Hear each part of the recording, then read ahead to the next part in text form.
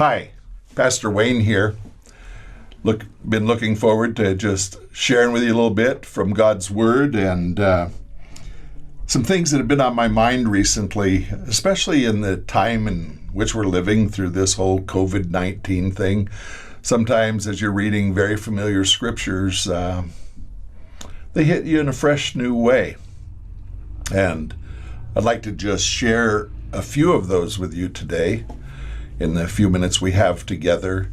Some things that have really hit my heart that help us to understand that we serve a God who is not only able to care for us in all the ups and downs of life, but a God who identifies with us through all the ups and downs of life. You know, the book of Hebrews tells us in chapter 2 that Jesus came to this earth as a man. And it says that he was made like his brothers in every respect. Now we understand that to mean that he was flesh and bone and he was made like us.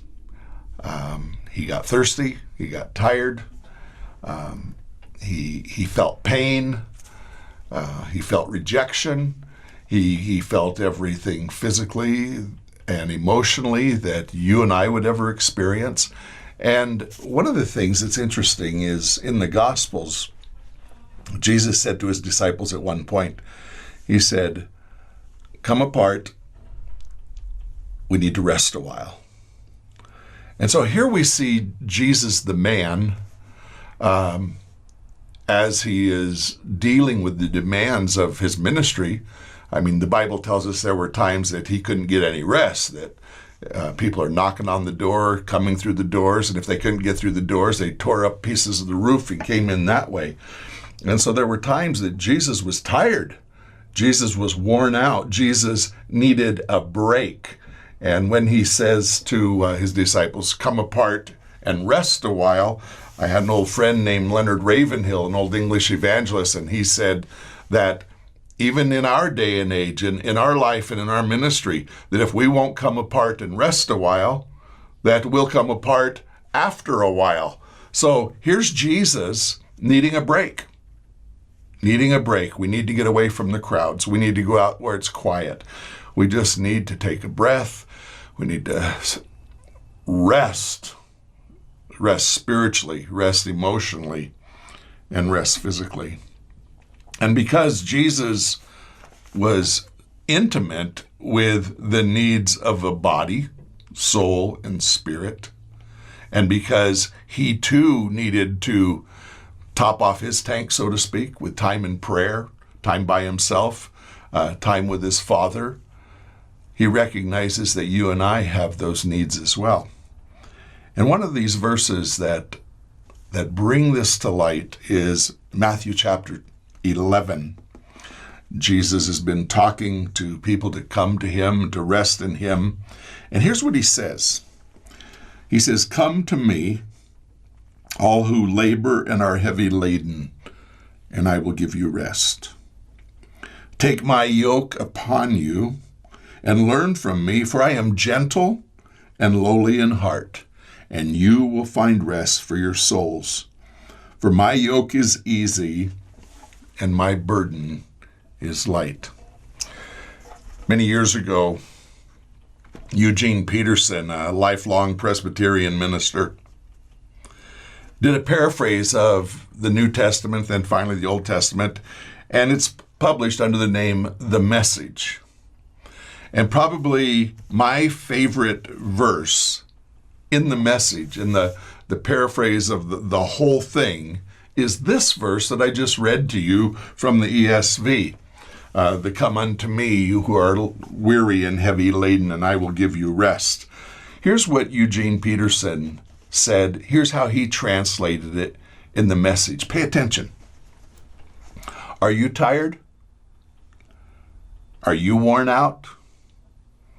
Are you burned out? Come to me. Get away with me, and you will recover your life. I'll show you how to take a real rest. Walk with me, and work with me. Watch how I do it.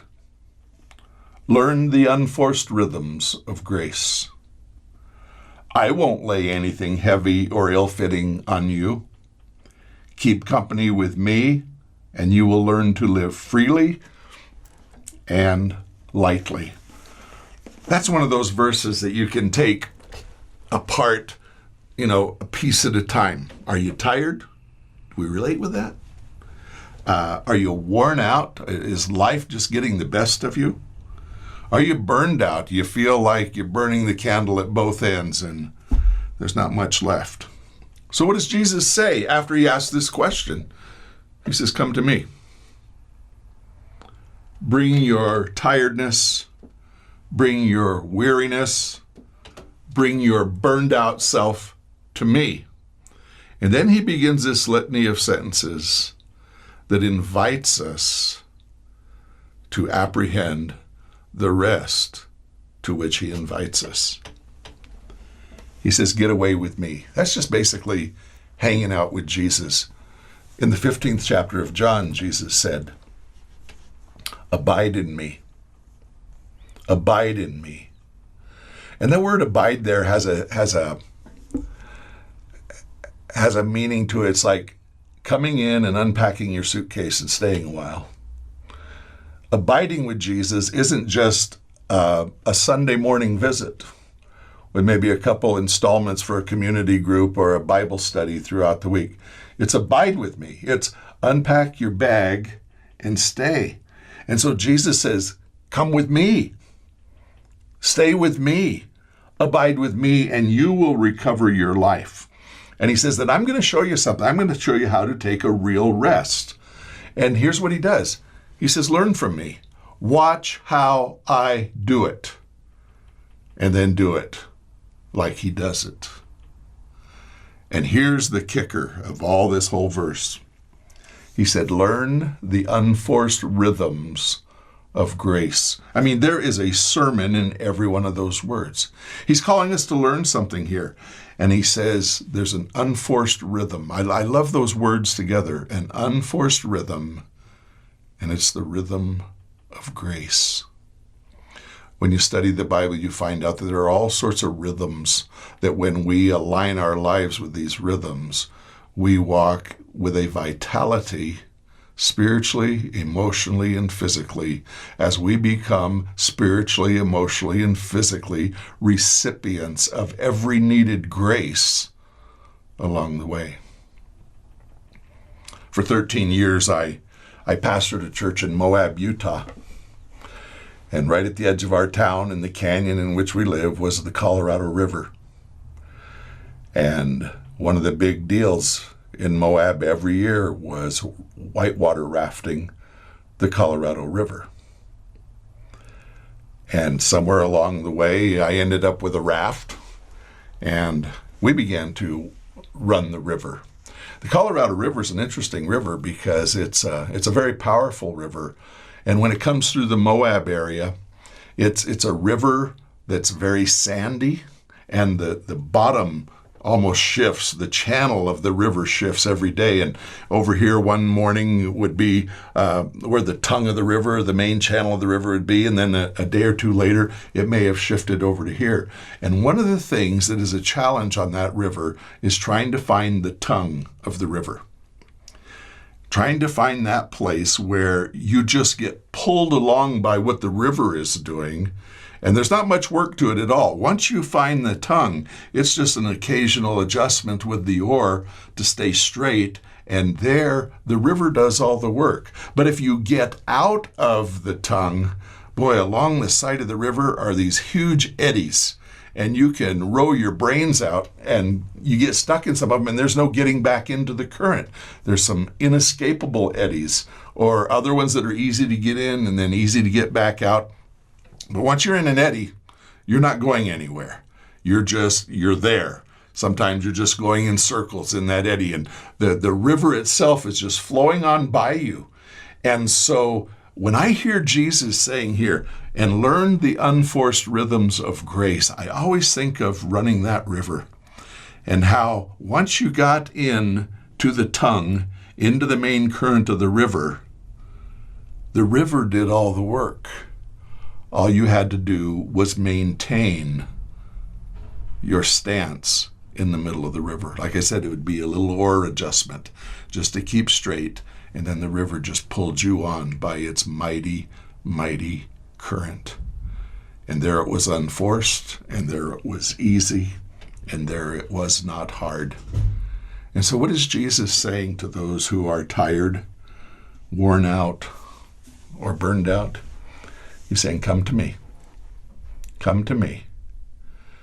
And find that center of my life and my will for you. Rest in me. Come to me and just put everything you are, all of your hopes and all of your dreams and all of your fears and whatever you're going through, spiritually, emotionally, or physically. He says, bring it to me. Bring it to me. Bring it to me. And learn the unforced rhythms of grace. And once you find that center spot, it's really interesting because the world can be coming apart around you. And there's this wonderful peace. The Apostle Paul called it the peace that passes understanding. And again, he called the same thing. He said, are you anxious? Are you fearful? Then pray. In fact, he's saying, bring it to Jesus. Bring it to Jesus. Lay it all at his feet. And then the reward is the peace that passes understanding. And here we find again, learn the unforced rhythm of grace. And he says this, I won't lay anything heavy or ill-fitting upon you. Keep company with me, and you will learn to live freely, and you will learn to live lightly. You know, the old ox yoke that they put on the neck that Jesus was referring to when he talked about, my yoke is easy and my burden is light. Every one of those yokes was custom made for the ox that was on. And if it wasn't, it would wear their neck, it would chafe on their neck, it would wear holes in their hide, literally. And so Jesus says, I'm not going to lay anything heavy or ill-fitting on you. Whatever I call you to do, whatever I call you to be, will be just right for you. It's not going to be something that you cannot do and that you cannot do well with my strength as you walk in my grace. So my friends, I just leave you with this today. Jesus says, come and learn the unforced rhythm of grace. That empowering presence of God in our lives that enables us to be everything that God would have us to be and to do everything that God would have us to do. And in that place, we find his rest, we find his peace, we find his joy. I invite you to that today. There's a Savior standing with arms outstretched, and he's inviting you to bring it all to him.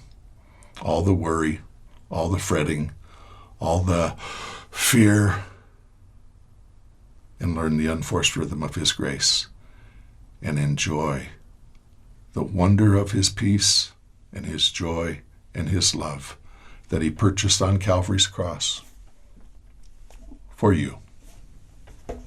God bless. Have a great day.